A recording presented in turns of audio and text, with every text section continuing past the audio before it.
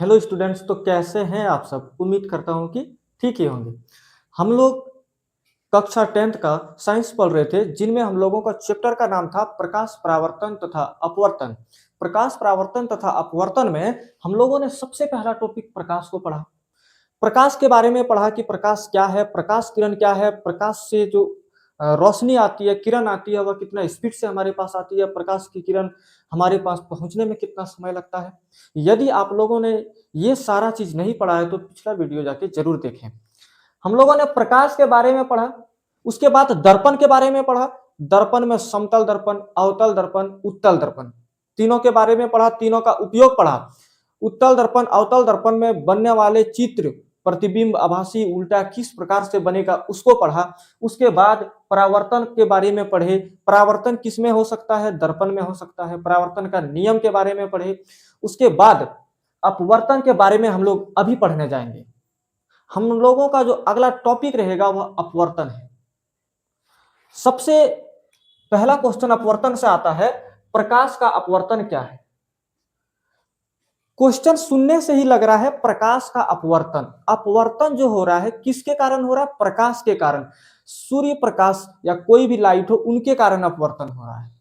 तो किस प्रकार से अपवर्तन होगा, हम लोग समझते हैं कि अपवर्तन होगा कैसे। जैसे कोई प्रकाश किरण है, वह हवा से चलती हुई आ रही है, हवा से कुछ इस प्रकार से चलती हुई आ रही है। तो सूर्य प्रकाश का किरण जो है हवा में जो आती है वह 3 × 10⁸ मीटर पर सेकेंड यानी 3 लाख किलोमीटर एक सेकेंड में चलती है। ठीक, सूर्य प्रकाश जो आती है हमारे पास कितना स्पीड से आती है, 3 लाख किलोमीटर एक सेकेंड में। 3 लाख किलोमीटर एक सेकेंड में, गौर करना, 3 लाख। 3 लाख का स्पीड से आता है कहाँ, हवा में। हवा में जो प्रकाश किरण आती है 3 लाख किलोमीटर एक सेकेंड में।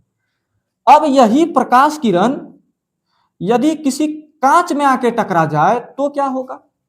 यही प्रकाश किरण यदि किसी कांच में टकरा जाए तो क्या होगा। जिस प्रकार से आप किसी गाड़ी से चल रहे हैं, एक सड़क पे एक मोटरसाइकिल से चल रहे हैं और इस स्थान पे कोई ब्रेकर हो, तो आप मोटरसाइकिल से 80 90 या 100 का स्पीड से जा रहे हैं, तो क्या जितना स्पीड से इधर जा रहे थे इस ब्रेकर में आने के बाद क्या वह स्पीड उतना ही रहेगा, और यह क्या जिस रफ्तार से, जिस सीधी गति से हम लोग चल रहे थे उसी सीधी गति से जा पाएंगे, नहीं, उस सीधी गति से हम लोग नहीं जा पाएंगे। क्या होगा, थोड़ा सा उसका बैलेंस गड़बड़ा जाएगा, वह थोड़ा सा जरूर मुड़ जाएगा। ठीक उसी प्रकार से प्रकाश का अपवर्तन में क्या होता है कि प्रकाश किरण 3 लाख किलोमीटर एक सेकेंड का स्पीड से आ रहा होता है, और किसी कांच में, कांच तो ब्रेकर का काम करने लगा, ब्रेक लगाने का काम करने लगा। जितना स्पीड से हवा में प्रकाश किरण आती थी, क्या उतना स्पीड से कांच में प्रकाश किरण जाएगी, नहीं। कांच में प्रकाश का वेग 2 × 10⁸ मीटर पर सेकेंड होता है, यानी 2 लाख किलोमीटर एक सेकेंड में। अब आप ही बताइए, 3 लाख का स्पीड से आ रहा था, एक ब्रेकर लग गया कांच, तो क्या थोड़ा सा किरण मुड़ेगी या नहीं मुड़ेगी, थोड़ा सा किरण मुड़ जाती है। तो वही बोला गया प्रकाश का अपवर्तन क्या है। क्वेश्चन हम लोगों का क्या है, प्रकाश का अपवर्तन क्या है। जब प्रकाश एक माध्यम से दूसरे माध्यम में प्रवेश करता है तब प्रकाश की दिशा में परिवर्तन को प्रकाश का अपवर्तन कहते हैं। जब प्रकाश एक माध्यम से दूसरे माध्यम में, एक माध्यम और दूसरा माध्यम यह क्या कहा गया, एक माध्यम बोला गया हवा का माध्यम, दूसरा माध्यम बोला गया कांच का माध्यम। तो जब प्रकाश किरण हवा में रहता है ना, हवा में रहता है प्रकाश किरण, तो उसको बोलते हैं हम लोग विरल माध्यम। कौन माध्यम, विरल माध्यम। जब प्रकाश किरण किसी कांच में आके टकराती है उसको हम लोग बोलते हैं सघन माध्यम। कौन माध्यम, सघन माध्यम। तो यदि आपसे पूछे माध्यम कितना प्रकार का, तो 2 प्रकार का, एक सघन एक विरल, एक सघन और एक विरल माध्यम। तो जब प्रकाश किरण, जैसे सूर्य का प्रकाश आ रही है, कोई भी प्रकाश किरण आ रही है, तो हवा में जब आ रही थी तो इसका वेग कितना था, कितना स्पीड से आ रहा है, तो 3 लाख किलोमीटर एक सेकेंड में चल रही है। यही प्रकाश किरण जब कांच में आके टकराती है तो इसका वेग हो जाता है 2 लाख किलोमीटर पर सेकेंड। अब आप बताइए, इतना स्पीड से जब गाड़ी जा रही थी, ब्रेकर लगने पे थोड़ा सा मुड़ा कि नहीं? उसी प्रकार से प्रकाश किरण जब कांच में आके टकराती है तो इसको जाना चाहिए था ऐसे सीधा, लेकिन यह सीधा ना जाकर के थोड़ा सा टेढ़ा मुड़ जाता है।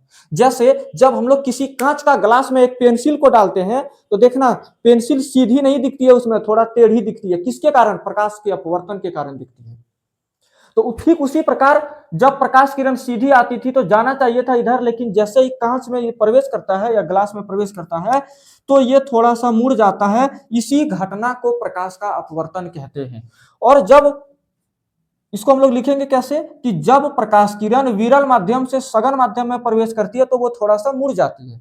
बीच में हम लोग मान को ज्ञात करने के लिए, किसी भी मान को ज्ञात करने के लिए एक अभिलंब लिए, ठीक है, इससे हम लोग रिलेट करेंगे। तो आपतित किरण, जो प्रकाश किरण आती है उसको आपतित किरण कहते हैं। आपतित किरण जैसे इस कांच पे आके टकराता है तो या बोलो इधर सीधा सीधा न जाकर के किधर मुड़ता है? इधर। तो इधर यानी अभिलंब के पास मुड़ता है।